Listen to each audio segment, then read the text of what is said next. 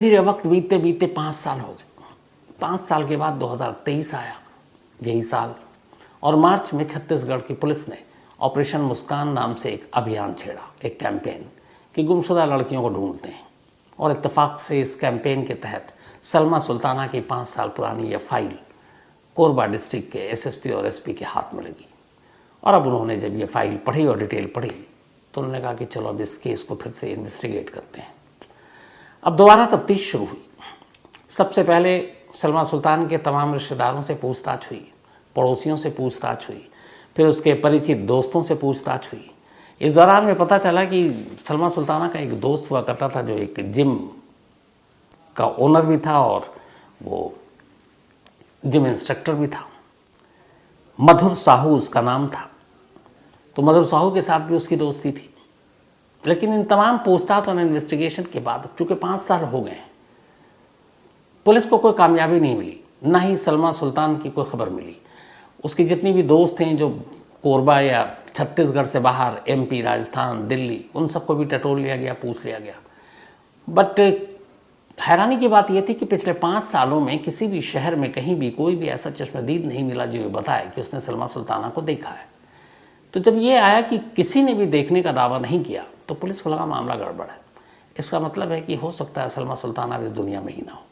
लेकिन ऐसा हुआ है तो फिर वो कौन हो सकता है और कोई क्यों मारेगा? और दूसरा, अगर वो गायब होगी तो इतने लंबे वक्त तक कोई भी अपने घर वालों से गायब नहीं होगा। घर वालों से पूछताछ में ये भी पता चला कि कोई ऐसा इशू, कोई ऐसा झगड़ा जिसकी वजह से वो रूठ कर चली गई, पता चला ऐसी कोई बात नहीं थी। तो तमाम तफ्तीश तो जारी है, दोबारा फाइल भी खुल गई, लेकिन सलमा सुल्ताना की सच्चाई सामने नहीं आ रही है। अब आला पुलिस अफसरों ने जो अब तक के अपडेट थे, मार्च के बाद जब तफ्तीश शुरू हुई, उन सारी चीज़ों को देखना शुरू किया। सारी चीज़ें, सारे कागजात, सारी बातें उन्होंने पढ़ा। उसमें भी ऐसी कोई जानकारी नहीं मिली, कहीं कोई शक नहीं। लेकिन तभी इस केस फाइल को और ये जो दोबारा पूछताछ हुई, उन सभी चीज़ों में पुलिस को एक इन्फॉर्मेशन मिलती है। उसी में जो 5 साल से पड़ा हुआ, वो ये है कि सलमा सुल्ताना ने अपनी गुमशुदगी से कुछ वक्त पहले एक यूनियन बैंक से लोन लिया था।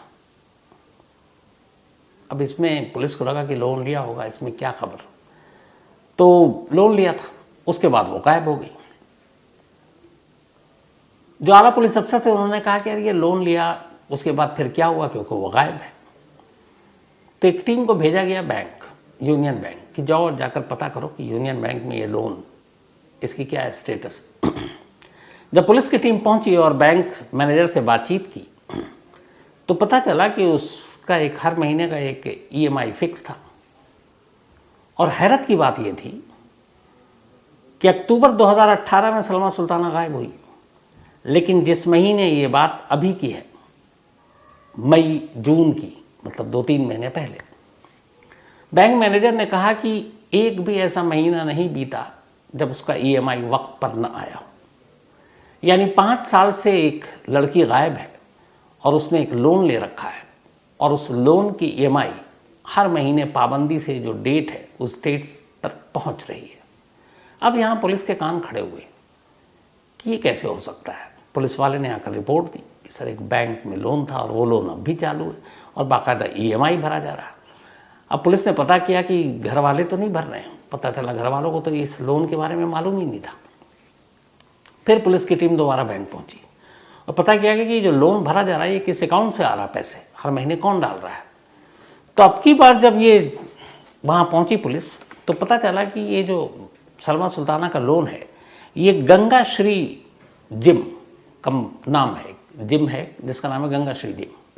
तो गंगा श्री जिम के नाम पर हर महीने ये चेक जमा होता है जो ईएमआई के जितना भी रकम है।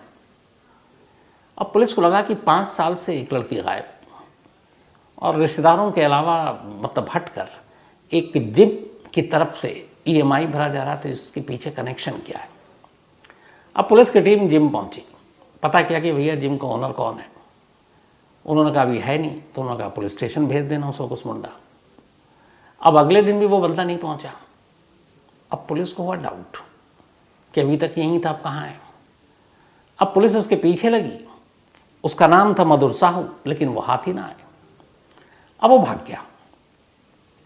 अब पुलिस को लगा कि कुछ ना कुछ इस EMI और सलमा सुल्ताना का कनेक्शन है आपस में, और इस मधुर साहू का भी, क्योंकि अब तक ये 5 साल से यहीं था। लेकिन जैसे ही पुलिस की टीम पहली बार उसके जिम में पहुंची, वो अगले दिन गायब। अब पुलिस की टीम ने कहा कि चलो इसके नंबर निकालो। अब मधुर साहू के CDR 5 साल पुराने के खंगालने शुरू हुए, तो पता चला 5 साल पहले उसके और जो सलमा सुल्तान के नंबर थे, जो CDR, वो दोनों मैच कर रहे थे, खूब बातें होती थी। अब ये हो कि इन दोनों का कनेक्शन है। अब पुलिस की टीम मधुर साहू के पीछे ज़ीरो इन कि उसको ढूंढा जाए। कोशिश करते करते आखिरकार इसी अगस्त में, अभी पिछले हफ्ते, पुलिस को कामयाबी मिली मधुर साहू तक पहुंचने में, और पुलिस ने मधुर साहू को गिरफ्तार कर लिया। गिरफ्तार किया, पहले हिरासत में लिया क्योंकि कोई सबूत तो था नहीं। अब उससे पूछताछ शुरू हुई। जब उससे पूछताछ शुरू हुई तब उसने पूरी एक कहानी बताई। कहानी ये थी कि जो सलमा सुल्ताना, वो एक न्यूज़ एंकर थी और अपने आप को फिजिक मेंटेन रखने के लिए उसने जिम ज्वाइन किया था, और ये जिम जो था इसी मधुर साहू का था। तो जिम आने जाने के दौरान वो उसका इंस्ट्रक्टर भी था। दोस्ती हो गई, फिर दोस्ती के बाद दोनों में प्यार हो गया। अब सलमा सुल्ताना और मधुर ये दोनों एक दूसरे से प्यार करने लगे। धीरे धीरे वक्त बीता। कुछ वक्त के बाद सलमा सुल्ताना ये शुरू से थी कि वो शादी करेगी तो मधुर से। अब उसने उसके शादी की जिक्र छेड़ी, वो टालता रहा, वो जिक्र करती रही। धीरे धीरे अब सलमा ने उसके ऊपर दबाव डालना शुरू किया। इसी बीच पता चला कि मधुर साहू का इस जिम में आने वाली कई और लड़कियों के साथ भी संबंध है। ये बात सलमा तक पहुंची, वो नाराज़ हुई और फिर उसने कहा कि वो उसकी पोल खोल देगी।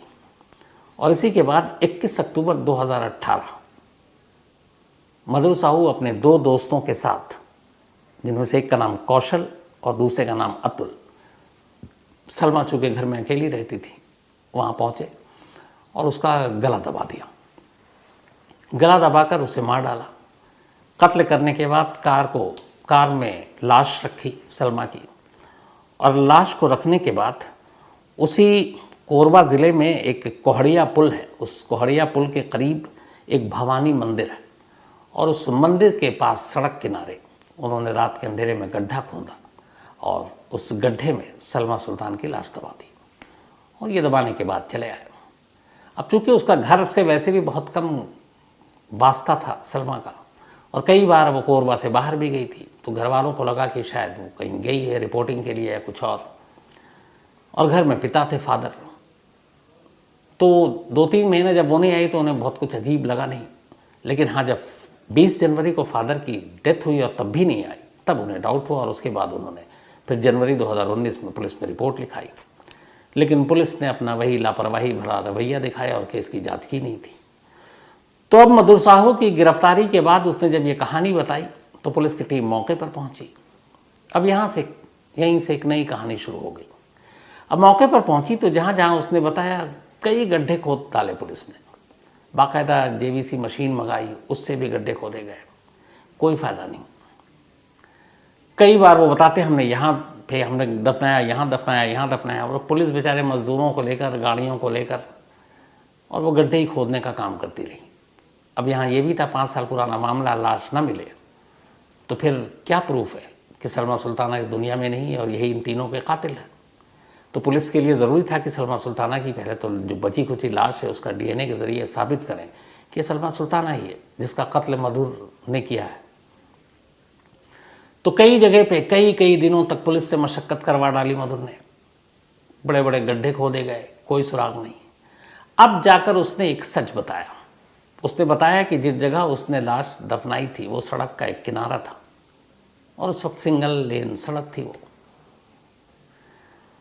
लेकिन अब चूँकि 5 साल का अरसा बीत गया, उस सिंगल लेन सड़क को 4 लेन की सड़क बनाई जा चुकी, और वो नेशनल हाईवे से जुड़ गया। अब नेशनल हाईवे है, वो 4 लेन की सड़क है, और ये बना है अभी मुश्किल से 2 से 3 साल के अंदर। अब कातिलों का कहना है कि उसने लाश इसी जगह नीचे दफनाई है। अब वो उस वक्त का सारा जो कंस्ट्रक्शन था वो बिल्कुल डिफरेंट हो गया है। अब जिस जगह कातिल कह रहे हैं हमने सलमा सुल्ताना को दफन किया है, उसके ऊपर नेशनल हाईवे है। अब वो कहाँ पे एग्जैक्ट उसको दफनाया है, क्योंकि पूरा नेशनल हाईवे तो आप खोद नहीं सकते, ट्रैफिक जाम हो जाएगा दोनों तरफ से, और वो बहुत चलता फिरता ट्रैफिक है उस रूट पर। तो पुलिस ने कहा कि खुदाई करूं, उसके लिए इजाज़त लूं, उससे पहले कुछ और काम करते हैं। तो उसके चक्कर में अब जो पुलिस है वो अलग अलग टेक्नोलॉजी के ज़रिए, आजकल बहुत सारी ऐसी चीज़ें आती हैं जिससे ज़मीन के अंदर कहाँ क्या है आप मशीनों से पता कर सकते हैं। तो अब पुलिस उन्हीं टेक्नोलॉजी का सहारा लेकर ये पता करने की कोशिश कर रही है, जैसे सैटेलाइट इमेज से कि यहाँ पे कभी कुछ हुआ या था।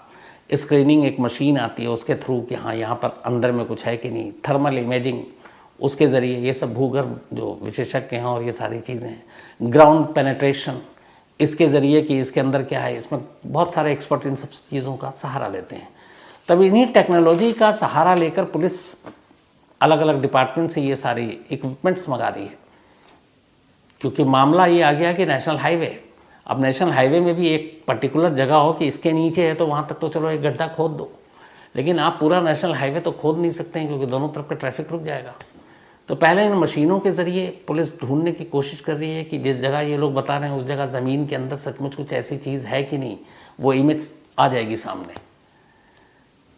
दूसरा, अब पुलिस कोर्ट पहुंच गई है और कोर्ट पहुंचकर उन्होंने एक अर्जी दी है कि देखिए हम अभी तो कोशिश कर रहे हैं कि शायद नेशनल हाईवे की खुदाई ना करना पड़े, हम बाकी जो थर्मल इमेज, सैटेलाइट इमेज, इन सारी चीज़ों से, लेकिन अगर हम कामयाब नहीं हुए तो जो कातिल बता रहा है उस जगह पर हमें खुदाई करनी पड़ेगी, तो इसलिए नेशनल हाईवे की खुदाई की इजाज़त दी जाए। अब ये कोर्ट इसकी इजाज़त कब दे भी ना दे मालूम नहीं, लेकिन इस बात की भी क्या गारंटी कि अगर वो कोर्ट दे दे और उस नेशनल हाईवे में उस जगह खुदाई हो जहाँ वो बता रहे हैं और वो वही जगह हो, क्योंकि वहाँ पे भी झूठ बोल सकते हैं। इससे पहले भी वो कई जगह बता चुके हैं जहाँ पुलिस खुदाई में मतलब हफ्तों लगा चुकी है पर मिला कुछ नहीं है। तो अब ये केस यहाँ पर आकर खड़ा हुआ है ऑपरेशन मुस्कान के तहत कि 5 साल के बाद सलमा सुल्ताना की सच्चाई तो सामने आ गई इन 3 कातिलों की वजह से, लेकिन सलमा सुल्तान की लाश कहाँ है ये भी इस वक्त इस दुनिया में सिर्फ यही 3 जानते हैं। अब ये तीनों क्या खेल खेल रहे हैं, क्या चाल चल रहे हैं पुलिस से ये पता नहीं, क्योंकि उन्हें भी शायद कानून की थोड़ी सी कमज़ोरियाँ पता है। क्योंकि यहाँ ये है कि सलमा का ना तो कोई ब्लड स्टेन, ब्लड सैंपल कुछ है ही नहीं, तो एक टोटली ये जो कहानी है सर्कमस्टेंशियल एविडेंस पर है, यानी परिस्थिति जन्य जो होता है साक्ष्य उसके ऊपर है। तो कल को कोर्ट में क्या होगा ये भी नहीं मालूम। तो इसलिए कोरबा पुलिस के लिए ज़रूरी है कि सलमा सुल्ताना जहाँ पे भी दफन है उसकी लाश का कोई ना कोई ऐसा हिस्सा सुराग या सबूत के तौर पर बाहर निकाला जा सके, जिससे ये कोर्ट में साबित किया जा सके कि उसकी मौत हो चुकी है और उसका कत्ल इन तीनों ने किया, और फिर उस हिसाब से इन तीनों को सज़ा दिलाया जा सके। लेकिन ये सारी चीज़ें डिपेंड करती हैं उस लाश पर।